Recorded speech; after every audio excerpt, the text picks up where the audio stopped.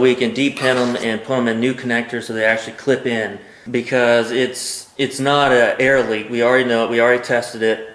So it's either going to be the lower oxygen sensors that haven't been replaced yet are bad or going bad, or it's going to be the zip ties on the injectors, or it's a failing fuel pump, which is also possible. But a failing fuel pump usually has other signs than a lean code. Usually it just won't run, pretty much, or be stuttering and stuff like that with low fuel pressure.